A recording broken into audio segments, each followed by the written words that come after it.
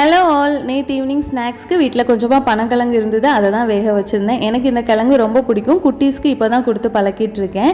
எங்கள் ஊரில் செம்மண்ணில் விளைஞ்ச கிழங்குன்னு சொல்லி கிடைக்கும். அதோட டேஸ்ட் இனிமேல் ரொம்ப நல்லாயிருக்கும். இதில் நிறைய ஹெல்த் பெனிஃபிட்ஸ் இருக்குது. முக்கியமாக ஃபைபர் சத்து ரொம்ப அதிகமாக இருக்குது.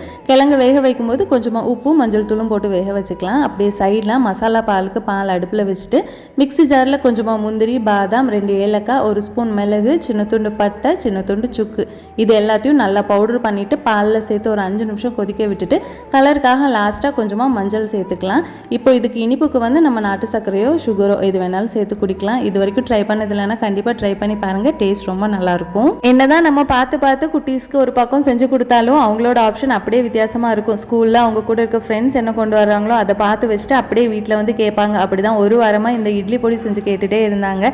வேறு வழியே இல்லாமல் செஞ்சு வச்சாச்சு. நைட்டு டின்னருக்கு சூப்பராக ரவை தோசையும் பொடியும் வச்சு சாப்பிட்டாச்சு. அவ்வளோதான். நாளைக்கு vlogல பார்க்கலாம்.